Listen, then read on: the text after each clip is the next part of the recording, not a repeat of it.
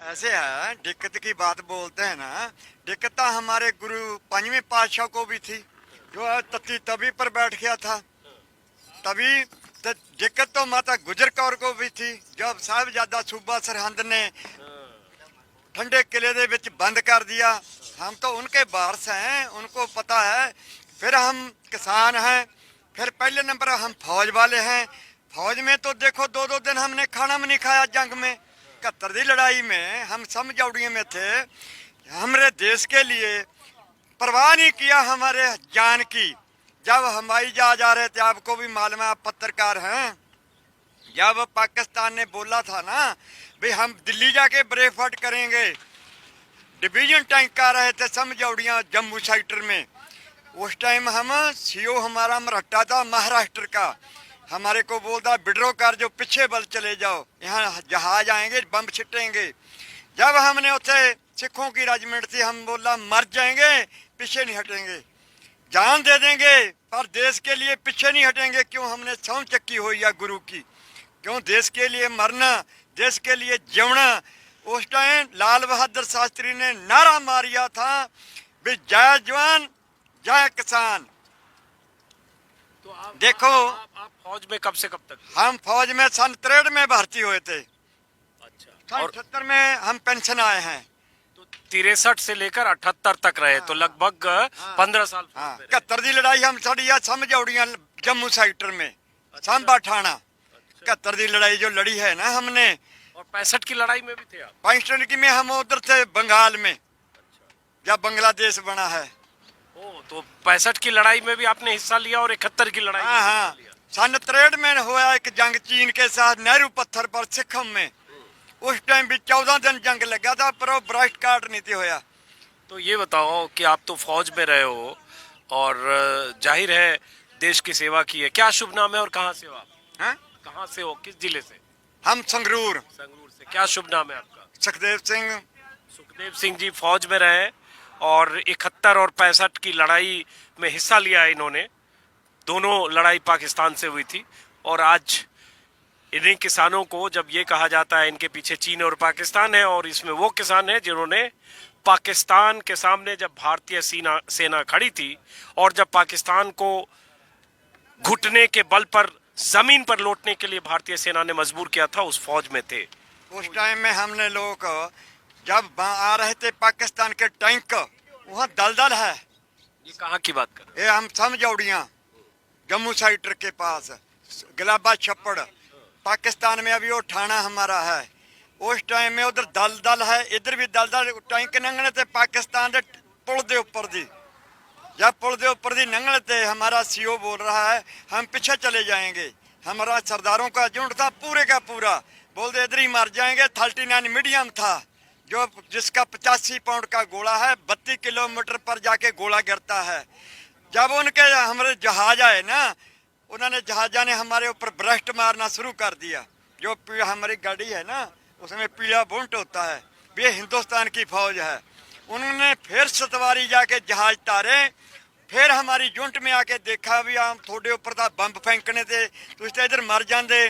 फिर उन्होंने आके दोबारे फिर उन्होंने टारगेट बनाया। जब टैंक आए पाकिस्तान के, हमारे सिख लोगों ने इधर बंब बन के टैंकों के थले साड़ा मारिया, और टैंका जलंधर ते लुधियाने खड़े ने।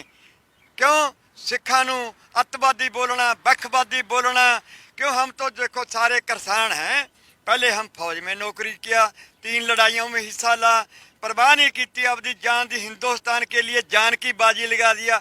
हमने ऐसे लोग देखे हैं जिसका आँख में नहीं था, जिसका पाँव नहीं था, जिसकी ये बाँह नहीं थी, बोल रहे थे हमारी माता को मिला दो।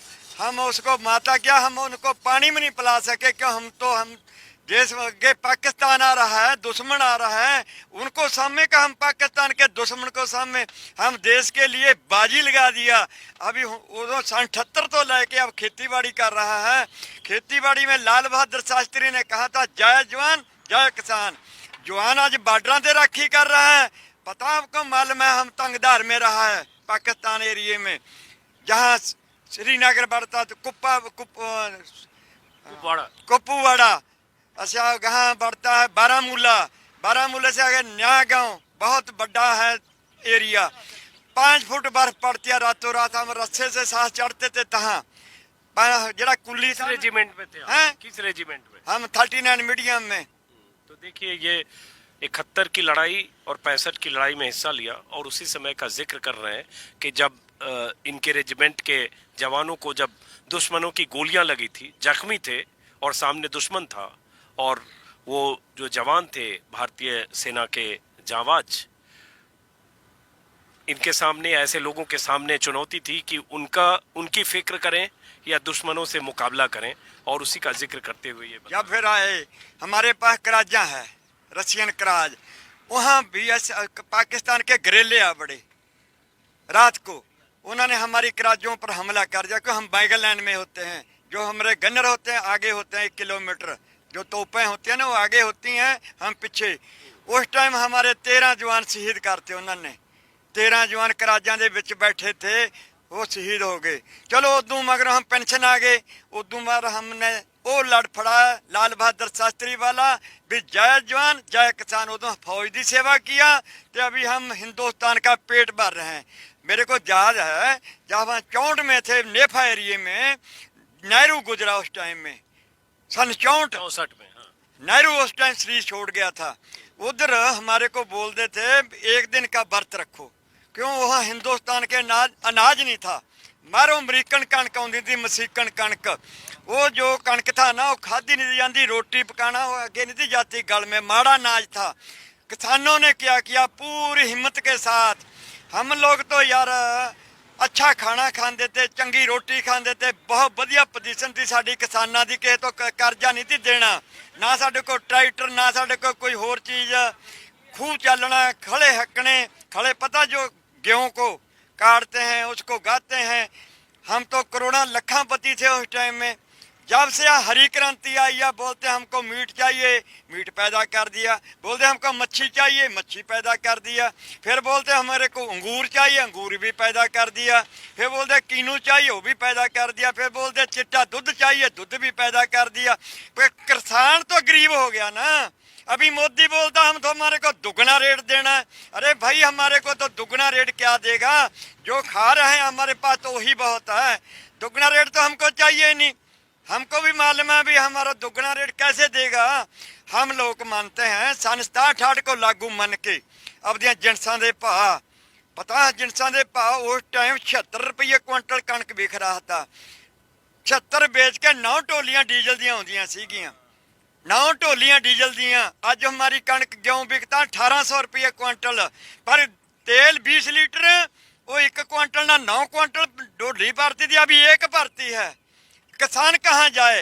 ये हल है, ट्राली है यही बड़ा, ये हमने 4500 दी लिया है, 45,000 दी। आज 2.5 लाख कीमत है। दसो एक तबियां हैं जमीन को खोदने वाली, वो उस टाइम 1200 दी थी, आज 70,000 की है। हल है जो कोई भी चीज है, चाहे चप्पल तो लेके शरीर तो लेके हर चीज महंगा हो गया। हाले दूध है, पानी की भी 20 रुपए बोतल है, ते दूध की भी 20 रुपए है। दाना कितने का हो गया, 28-27 रुपये क्विंटल। किसान गोहा चकने के लिए हैं कि हिंदुस्तान का पेट भर दिया। अभी किसान माड़ा हो गया। जब नेहरू के पास राशन नहीं था ना, इंदिरा गांधी जाती थी ठूठा चाके अमरीका बढ़ के देशों च, वो बोलती हमारा ढीड नंगा होता है, ढिड हमारा नाज पैदा करो। किसानों ने नाज पैदा कर दिया, बन्ने पटते, घाला भरती, अनाज पैदा करता, स्टोर भरते। मैनू ये दसो प्रधानमंत्री देश का पाकिस्तान दे विच क्यों उतरिया उत्थे बगैर परमिशन तो। जे ना साडा प्रधानमंत्री ने उत्थे कोई गड़बड़ हो जाती, क्यों नाल अडानी थी, वो रोड लेना था पाकिस्तान तो सूबिया अरब आगे ईरान इराक तक। जो अडानी वानी हुई है तो इनकी सेवा में जुटे हैं, हमारा कोई फिक्र नहीं। देखो कितना कितना, देखो रोटी पक रहा है। हम बुढ़े बंदे हैं, फौज की सेवा किया, अभी किसानों की सेवा कर रहे हैं। हमारे को यही नाम दिया मोदी ने भी किसान दुगना रेट ले लो। हमको पता है दुगना रेट कौन दे देगा हमको। मोदी जी बोल रहे हैं 2022 तक दे देंगे। नहीं देगा, इधर हमारी जमीन खोएगा। कहाँ से देगा, मैनू पता भी कैसे देगा। ये बोलेगा ना ठेकेदार सिस्टम आएगा, मैनेजर आएगा, वो आप नहीं आएंगे अडानी वानी होनी। एक मैनेजर आएगा हमारे गांव में, वो बोलेगा भी हमारा जमीन हमको तुम ठेके में दो, हम रेत पाएगा, हम खाद पाएगा, सब कुछ करेगा। हम तो काम करने वाले संत होंगे जी। फिर ये सुना आपने, कितने मिनट तक लगातार ये बोलते रहे, इसलिए मैंने बीच में डिस्टर्ब नहीं किया। एक बार फिर से नाम बताइए आप। हैं, मेरा नाम सुखदेव सिंह सेके, पिंड मेरा सेके है। फौज में नौकरी किया, पहले देश की सेवा किया। अब यह किसाना जी मेरे को लगातार इधर 90 दिन हो गए बैठे हुए, कोई परवाह नहीं घर की हमको, और हमको जमीन का फिक्र है। घर में क्या करेगा जाके जब जमीन ही न रहा हमारे पास। किस जिले के हैं? हैं? डिस्ट्रिक्ट, जिला जिला जिला संगरूर। संगरूर के हैं सुखदेव सिंह। हाँ, सुखदेव सिंह जी हैं, फौज में रहे। अब सुखदेव सिंह जी ये बताइए कि 100 दिन, आप 90 दिन यहाँ रहे, 100 दिन हो गया आंदोलन को आज, तो 100 दिन कैसे गुजरा? बहुत मुश्किल से गुजरा होगा, आगे गर्मी है, कैसे गुजरा 100 दिन? जरा 100 दिन को आप समेट के बताइए। अरे किसको बताएं हम घर की तकलीफ और पेट की। हमारे बच्चे भी बोलते हैं दादा तू आ जा, मैं बोलता हूँ आके क्या करेंगे। एक दिन बारिश पड़ रहा था, पिछली बार ही महीना हो गया, ये ट्राली हमारा है, जब बारिश पड़ रहा था उसमें फिर नीचे पानी आ रहा था ऊपर से। हम नीचे बैठे थे, पो माह का महीना था, सर्दी का टाइम था। अरे हम भगवान को याद किया, भी भगवान रब्बा तू हमारे ऊपर क्यों क्रोप है? उधर बारिश पड़ रहा है, भूखे बैठे हैं, तो साडा इम्तिहान ले रहा। मोदी तो नहीं फिक्र करता, तू तो रब्बा फिक्र कर साडा कुछ। मोदी नहीं फिक्र करता, भगवान तू तो सिर्फ फिक्र कर। साडे कपड़े भीज गए, रजाई भीज गई, तो मंगा लैनियां ने ना, तकलीफ तो कटनी पड़ेगी। जे ऐसे हम चले जाएंगे तो हमारा तो सत्यानाश हो जाएगा। फिर इधर बैठना हमारे को औखा तो है, ये ट्राली थले कौन पाएगा आके। मैं बोला था राजनाथ को, जब लद्दाख में जाके झंडा गड्ढा है साढ़े सिखों का, जब बोला चीन वालों को भाई जकारे छड़ो, बोले सो निहाल के, उस टाइम में सिख नहीं थे लद्दाख के बॉर्डर में। जब गया राजनाथ लेकर, उस टाइम झंडा नहीं गड्ढिया साढ़े गुरु का। ਅੱਜ ਅਸੀਂ ਆ ਝੰਡਾ ਸਾਡੇ ਆ ਵੀ ਹੋਣਾ, ਸਾਡੇ ਕੋਲ ਤਿਰੰਗਾ ਝੰਡਾ ਵੀ ਆ, ਸਾਰੇ ਝੰਡੇ ਨੇ। ਅਸੀਂ ਤਿਰੰਗੇ ਦਾ ਫੌਜੀ ਮਾਣ ਕਰਦੇ ਆ, ਸਾਨੂੰ ਮਾਣ ਆ ਸਾਡੇ इधर। वो तो जो चीन से कमांडर लेवल की टॉक्स हो रही थी गलवान वैली के उस झड़प के बाद, उसको भी हेड सिक कर रहे थे भारत की तरफ से। पहली गल तो मैं बताता हूँ झंडे के बारे में। ये बोलता ना बेअदबी किया झंडे दी, झंडे की असी बेअदबी नहीं करते। फौज वाले सानू पता झंडा किमें चढ़ाना, किमें नीचे तारना है। हम लोग झंडे को ना पूरा लपेटते हैं, रस्सी जब थल्ले नू आउंदी है ना फौज में, उनको बगल में लैके उसकी तह मार के फिर झंडे नू आंदे असी बक्से दे ट्रंक दे विच बंद करते हैं, उसनू मिट्टी नहीं लगन दिंदे। इन्हां ने तो साडा लाल किले दे झंडे पाड़ पाड़ थल्ले सिੱਟੇ ने। ऐसे दसो हम लोग कोई ख्याल नहीं था। हमारा जो ग्राहा साहब है ना, जोगिंदर सिंह ग्राहा, इतना अच्छा बंदा है। हम स्कूल में जाते हैं, स्कूल में हमारी पढ़ाई होती है, वो बोलता लाल किले पर नहीं जाना, हमारे को जो रोड दिया उसे रोड जाना है। वो तो कोई ऐसी बात हो गया, सरकार है, मैं फौजी हाँ, मैं भी 2 बारी दिल्ली परेड में आया 26 जनवरी में, लाल किले पर बहुत ज्यादा देखा है। उधर तो ऐसे फौज खड़ी है कीड़ियां जैसे, अंदर बंदा कैसे घुस गया, रास्ता क्यों दिया उन्होंने? सही बात है, क्यों ना उनको बोला भाई यहाँ से चले जाओ। हम लोग लाल किले में झंडा चढ़ के क्या लेना है? लाल किले ते झंडा चढ़ के साढ़े 3 कानून वापस हो जाएंगे? नहीं होंगे। कानून तो मोदी करेगा, अमृतशाह करेगा। तो लगता है मोदी करेगा कानून वापस? करेगा, करा कर जाएंगे। मोदी क्या करेगा? मोदी लोगों की ताकत मूरे मोदी क्या है? मोदी हमने ही बनाया है, हम ही मंगा मांगते हैं। बनाया तो हमने है ना मोदी, हिंदुस्तान ने। अभी सारा हिंदुस्तान बैठा घेरा पाई, कौन है मगर? देखो हरियाणा आ गया, राजस्थान आ गया, महा यूपी आ गया। कल महेंद्र सिंह टिकायत बोल कर गया है, राकेश टिकैत। हाँ वो बोल के गया कल। इधर अभी हिंदुस्तान तमिलनाडु आ रहा है, महाराष्ट्र आ रहा है, कौन नहीं आ रहा है? सारा हिंदुस्तान का हम किसान इकट्ठा है। इसमें ये नहीं हम सिख हैं, ये हिंदू है, ये मुसलमान है। अज किसान है, कोई हिंदू नहीं, कोई मुसलमान नहीं, सारे असी भाई भाई हैं। इधर कोई हिंदू मुसलमान सिख, ये सारे साड़ी लड़ाई है किसान। किसानी मोर्चा लग्या है सारा हिंदुस्तान की। इधर तो कल को देख लेना आप, 8 तारीख को कितनी साड़ी बीबियां आ रही हैं गांव से।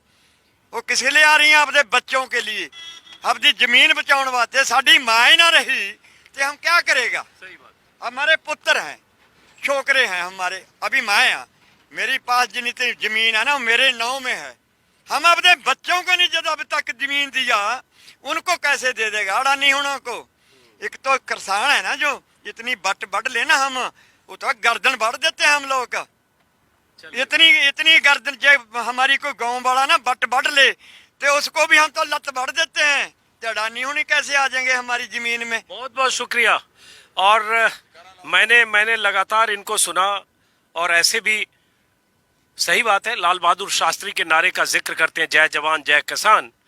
तो दरअसल ऐसे लोग जो 15 साल तक फौज में रहे जवान की हैसियत से, और अब किसान की हैसियत से किसानी कर रहे हैं, लेकिन 100 दिनों से आंदोलन कर रहे हैं, और ऐसे सड़कों पर बैठे हैं, पीछे रोटियां बन रही है और इनके हाथ में ये आपका गिर रहा है। ये दही है, ये दही खा रहे हैं, हरियाणा वाले देते हैं, हम खाते हैं। और नाउमीदी नहीं है, हताशा नहीं है। ये जरूर है कि आंदोलन कब चलेगा, जब तक चलेगा तब तक बैठने को तैयार है। बहुत बहुत शुक्रिया आपका। बिल्कुल बिल्कुल। बहुत बहुत शुक्रिया।